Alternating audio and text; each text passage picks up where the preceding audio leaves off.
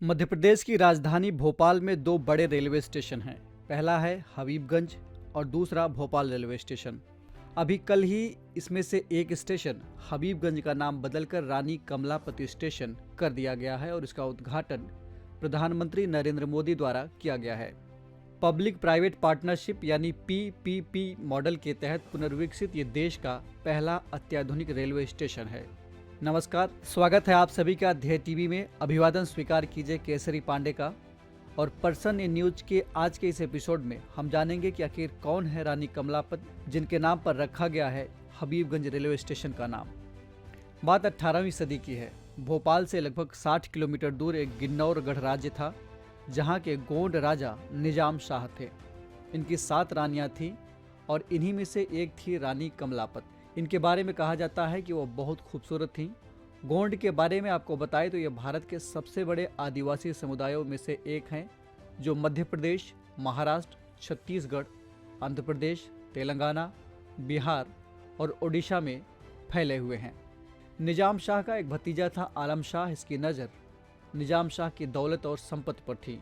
साथ ही ऐसा कहा जाता है कि वो कमलापत की खूबसूरती से प्रभावित होकर उन्हें अपनी रानी बनाना चाहता था, लेकिन रानी ने उसके प्रस्ताव को ठुकरा दिया था।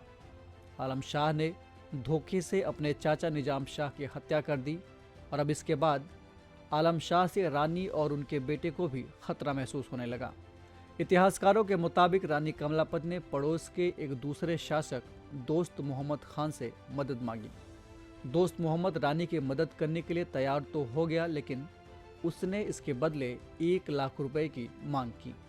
रानी के पास उस वक्त इतने रुपए नहीं थे, लेकिन उन्होंने अपने पति के साथ हुए धोखे का बदला लेने के लिए दोस्त मोहम्मद को पैसे देने के लिए हामी भर दी।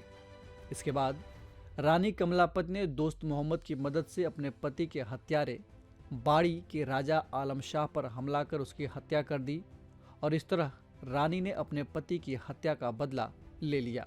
अब मुश्किल ये था कि करार के मुताबिक रानी को दोस्त मोहम्मद को 1 लाख रुपए देने थे, लेकिन उस वक्त रानी के पास इतना पैसा नहीं था। इसलिए उन्होंने दोस्त मोहम्मद को आधा पैसा तो दे दिया और बाकी के आधे पैसे के बदले भोपाल का एक हिस्सा दे दिया। उस वक्त भोपाल पर भी निजाम शाह का ही शासन था, लेकिन रानी कमलापत के बेटे नवल शाह को ये बात पसंद नहीं आई। इसी बात को लेकर नवल शाह और दोस्त मोहम्मद के बीच लड़ाई शुरू हो गई। बताया जाता है कि इस युद्ध में नवल शाह की अल्पावस्था में ही मृत्यु हो गई थी। रानी कमलापत भोपाल की अंतिम हिंदू रानी थीं।